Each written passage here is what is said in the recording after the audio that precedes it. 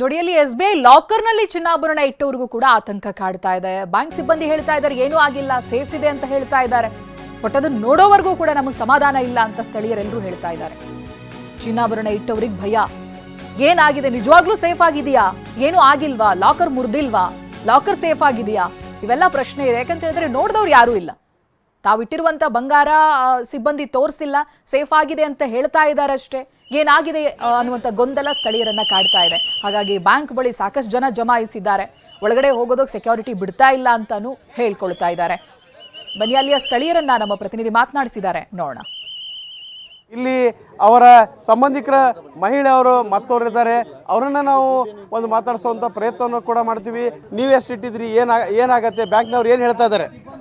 ಏನೂ ಆಗಿಲ್ಲ ಅಂತ ಹೇಳ್ತಿದ್ದಾರೆ. ಏನು ಸೇಫ್ ಇದೆ ಅಂತ ಹೇಳ್ತಿದ್ದಾರೆ. ಲಾಕರ್ ಅಲ್ಲಿ ಇಟ್ಟಿದ್ದಾರೆ.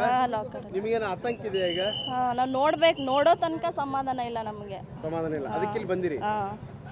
ಏನು ಬ್ಯಾಂಕ್ನಲ್ಲಿ ಏನು ಇಟ್ಟಂತ ಚಿನ್ನಾಭರಣ, ಲಾಕರ್ನಲ್ಲಿ ಇಟ್ಟಂತ ಆಭರಣ ಇರ್ಬೋದು ಮತ್ತು ನಗದಿರ್ಬೋದು, ಖಾತೆಯಲ್ಲಿ ಇರ್ತಕ್ಕಂಥ ಹಣ ಇರ್ಬೋದು, ನಮ್ಮ ಹಣ ಮತ್ತು ಚಿನ್ನಾಭರಣ ಸೇಫ್ ಆಗಿದೆಯಲ್ಲ ಅನ್ನೋ ಒಂದು ಆತಂಕವನ್ನು ಇಲ್ಲಿ ಗ್ರಾಹಕರು ವ್ಯಕ್ತಪಡಿಸ್ತಾ ಇದ್ದಾರೆ. ಇಲ್ಲಿ ನೋಡ್ಬೋದು ಹೆಚ್ಚಿನ ಸಂಖ್ಯೆಯ ಗ್ರಾಹಕರು ನೆರೆದಿದ್ದಾರೆ. ಎಲ್ಲರದ್ದು ಒಂದೇ ಆತಂಕ, ನಾವಿಟ್ಟಂಥ ಚಿನ್ನಾಭರಣ ಸೇಫ್ ಆಗಿದೆಯಾ ಇಲ್ವಾ, ಆ ಕುರಿತು ಏನು ಬ್ಯಾಂಕಿನ ಅಧಿಕಾರಿಗಳು ನಮಗೆ ಮಾಹಿತಿಯನ್ನು ನೀಡಬೇಕು ಅನ್ನೋ ಒಂದು ಒತ್ತಾಯವನ್ನು ಸಹ ಇಲ್ಲಿ ಮಾಡ್ತಾ ಇದ್ದಾರೆ. ಬಂದಂಥ ಗ್ರಾಹಕರನ್ನ ಪೊಲೀಸ್ ಸಿಬ್ಬಂದಿಗಳು ಆಚೆ ಒಂದು ಕಳಿಸೋ ಪ್ರಕ್ರಿಯೆ ಮಾಡ್ತಾ ಇದ್ದಾರೆ. ಯಾಕಂದರೆ ತನಿಖೆಯ ದೃಷ್ಟಿಯಿಂದ ತನಿಖೆಗೆ ಯಾವುದೇ ರೀತಿಯಿಂದ ತೊಂದರೆ ಆಗಬಾರ್ದು ಅನ್ನೋ ಕಾರಣದಿಂದ ಅವರು ಗ್ರಾಹಕರನ್ನು ಸರಿಸ್ತಾ ಇದ್ದಾರೆ.